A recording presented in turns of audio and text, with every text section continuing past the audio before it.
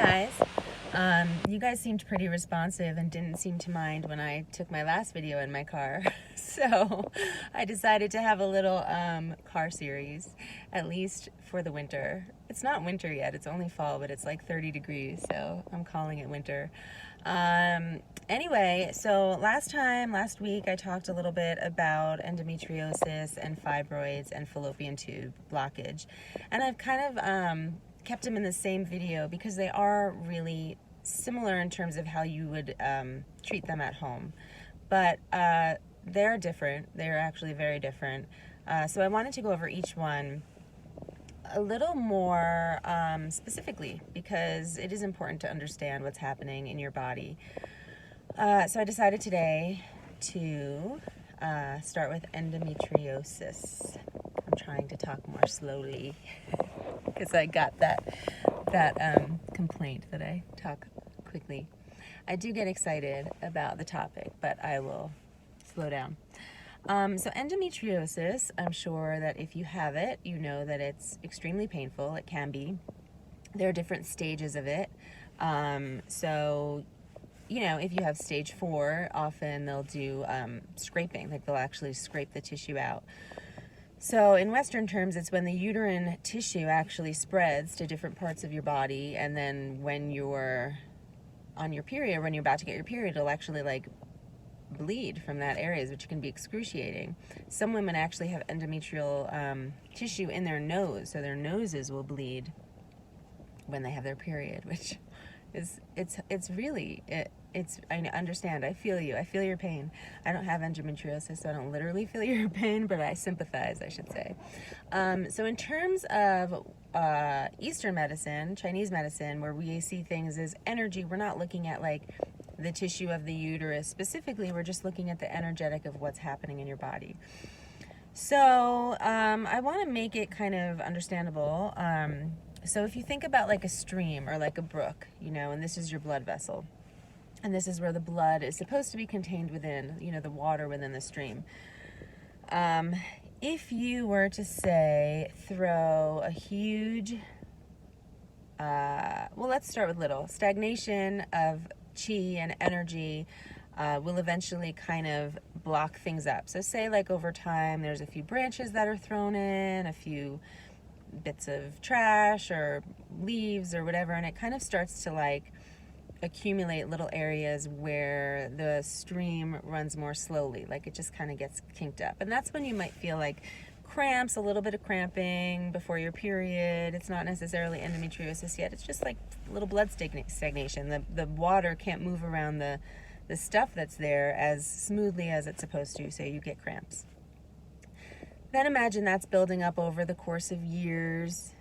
You know, it's keeps building up, and the stuff that I'm talking about that's built up, that can be caused by stagnation or stasis in your body, which is typically caused by stress. Stress will kind of cause the flow of chi to get like stuck.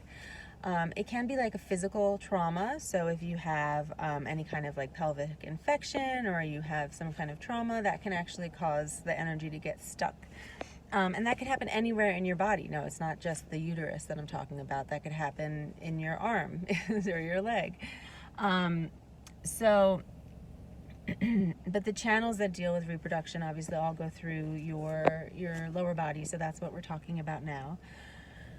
So imagine that instead of these little things, and it can just be little things over time that build up and cause worse and worse cramps, and then it's kind of becomes a self-perpetuating cycle if you don't know how to clear that out, which is what I'm going to tell you how to do. But imagine that for whatever reason, and there's no necessarily like one single cause of endometriosis, but just imagine that for whatever reason, energetically, there's like a big log that falls into the stream, and the water starts pushing up against it, and then there's too much water and it can't go anywhere, so it actually moves out of the stream. It goes out of the banks, and that's what's happening in endometriosis. It's your blood. Your blood is actually going out of where it's supposed to go because it's so blocked up. So, and that can be very, very painful. So in treating endometriosis, it's really important to get things moving. You want to clear that block, and that's why sometimes they just do the scraping. It's like they're gonna just take that out. But unfortunately, if you have a tendency to hold on to that stuff, it often builds up. And I know a lot of women are going to start asking me, like, what is that? Why is that happening? And this is where it gets a little esoteric, but I actually believe that we hold the trauma in our wombs of all of our ancestors. So that might not even be ours to hold, but we're holding it.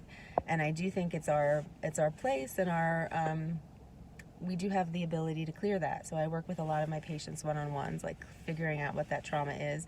We don't always need to know what it is, like consciously, but I think our body holds on to it and knows what it is. So on a physical level, it's important for you to do a lot of energetic moving, like things that really move you. So womb massage.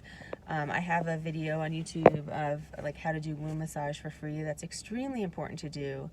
Ideally, like 2 or 3 times a week if you can, even if it's a few minutes here and there, but ideally like a full 15 to 20 minute massage on your womb, to just really bring the blood flow and the energy to there, to start chipping away at that log that's in there. And a lot of women ask me, well, if the blood is coming out of the vessels, like why am I doing things that are going to be moving the blood? And it is kind of a two-phase process. It's like, yeah, we do want to heal the symptoms of the pain of the blood moving where it's not supposed to. But first, we also need to give it a place to go. And if that log is there, it's just going to keep moving. So it's kind of both. It's like moving that stagnation that's there while also doing what we can to reduce your pain. So I like to do the womb massage with castor oil because it's heavy and it actually gets in there and it kind of like moves down. So some women find that they have like amazing bowel movements when they're doing this because the castor oil is heavy and it does get absorbed. And then I also make a womb healing oil that has all great essential oils that you can use for your uterus. If you have some oils at home, a lot of women have lavender or geranium. I have a lot more oils in mine, but feel free to use the oils you have at home. And it's best to combine them with like a carrier oil, like a little olive oil even if you have at home. Safflower oil is actually really moving. It's a little bit more invigorating, so that's good to use.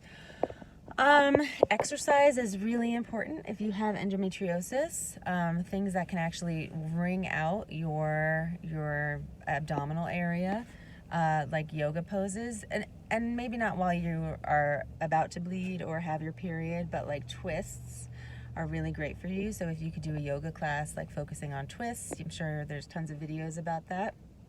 Twisting is really good because it helps wring that out. Warmth on your abdomen is really, really important. So keeping like a heating pad. In my endometriosis bundle, I send you home with a moxa stick, which is mugwort. Mugwort is actually a really great herb for all things related to menstrual issues, feminine issues. It helps to, energetically, it's been said to help you connect with your kind of spirit, the femininity of your spirit, your connection to your ancestors, and I think it can help with uncovering a lot of trauma, ancestral trauma. But on a physical level, it's warming and it's moving, which is all great for endometriosis. Warmth on your belly is usually good. The moxa, you don't actually put it's like a pole. It comes in a pole and you will light it and then blow it out. So it's not lit. It's not like on fire, but it's lit. It's like incense. You don't keep it on fire, but it stays lit. And then the smoke that comes out of it, you'll kind of hold it to your belly so that the smoke is touching your belly, not the stick that's lit on fire, but just the smoke. And the smoke kind of penetrates in and can start to kind of resolve some of that blockage. For herbs that you could drink, things that are moving and invigorating. So I have some Chinese herbs in my Bitches Brew tea, which help to kind of target uterine blood stagnation. Things that are good for you at home would be like milk thistle, nettle leaf, mugwort again. warming things. So all the things that are warming in my tea, like ginger, orange peel. I would avoid cold foods if you have endometriosis. So any like iced beverages. When your digestive tract contracts, you know, and your digestive organs get tight, which they do from cold. You know, if you think about going out in the cold, you get like tight. They're so close to your reproductive organs that those can get tight too. And that kind of tension is one of the things that can lead to that kind of blockage that I was talking about things just not flowing well. So you really want to focus on warming. So I would say no iced beverages, no ice cream, although by now I think you should know that you're not having dairy, right? I won't curse at you again for having dairy, but you're not having dairy, so no ice cream anyway. But avoid the cold things. Like I used to work next to a gym. My first office was next to a gym, and they had like these smoothies there, and I'd see my fertility patients like walking back and forth with these giant iced smoothies. So none of that. And really have warming things temperature-wise, but also energy-wise. So soups and broths, but also the things that you could put in there might tend to be more warming, like ginger and garlic and cloves and nutmeg. It's the fall now, so this time of year, the things that they have now to keep you warm that are in all like the pumpkin lattes are actually really good for you. So cloves, nutmegs, think about like making a pumpkin pie, use those spices. I like to make like a chai where I get, I don't actually use like black tea, but I use like, I'll get like a decaffeinated chai tea bag or something, or you could just even make it with your own spices, like boil water, and then put like cinnamon sticks and nutmeg and allspice and whatever you have in there, cloves, ginger, all that good stuff. And then I like to mix it with unsweetened almond milk. That's a good option for you, and have like a hot chai in the middle of the day. That can be really therapeutic for you to do at home. But if you're not into making your own stuff, you can certainly get my Bitches Brew Tea, which is in my endometriosis bundle, and that has some really powerful herbs in there that help move through the stasis and blood stagnation. Now the thing with endometriosis is that it takes years to actually build up to the point of having endometriosis. And if you look back or think back to when you were first getting your period, you might have had like immediate horrible pain. But a lot of women say that it built up over time, like over the course of having their period, after a year or 2 or 3 even, then all of a sudden they had terrible pain. But usually it was like it's a progressive thing. So unraveling that imbalance is actually also a progressive thing. So I don't want you to think like, oh, you're going to drink my tea and it's going to be gone. You know, ideally you'll drink the tea and you will notice a significant improvement in your pain.